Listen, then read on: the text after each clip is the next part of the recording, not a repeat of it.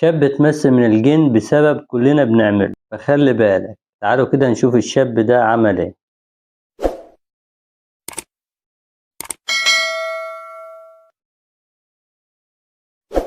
قصتنا بتبدأ مع شاب اسمه أحمد وعنده 20 سنة. أحمد متعود يدخل الحمام ويطول جوه الحمام، ومن عادته ياخد التليفون معاه وينسى نفسه ويقعد بالساعات، وده اللي سبب له بالمس من الجن العاشق.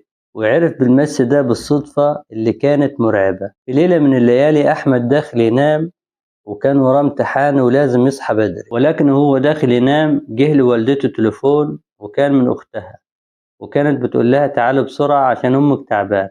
فقامت لبست بسرعة وراح والده معاها عشان يوصلها، لأن كانت الدنيا ليل، ومرضيوش ياخدوا أحمد معاهم عشان كان لازم ينام بدري عشان الامتحان. وقعد أحمد الليلة دي لوحده لأول مرة، وأول ما دخل ينام بدأ الرعب.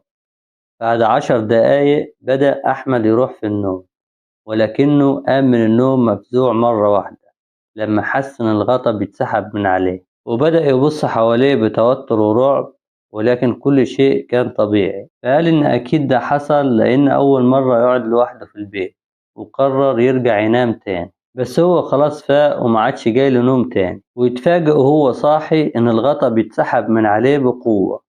فقام من مكانه مفزوع، ولسه هيسمي الله اتلقى في حد كتم بقه، وبدأ يحس إن في حد بيمسكه من كل حتة في جسمه. وأحمد كان عاوز يصرخ أو يعمل أي حاجة، ولكن كان مش قادر، لدرجة كان حاسس إن روحه بتتسحب منه. وفجأة كل ده يختفي لما والده فتح الباب ورجع بعد ما وصل والدته. فقام أحمد وهو مرعوب جري على والده وحكاله على اللي حصل، ووالده ما كدبش خبر، وتاني يوم راح معاه عند شيخ. ولما الشيخ سمع الحكاية من أحمد قال له ده جن عاشق، وجالك بسبب قعدك في الحمام فترة طويلة، وفضل ماشي معاه على علاج لغاية لما خف، وعشان كده ما تطولش قوي في الحمام.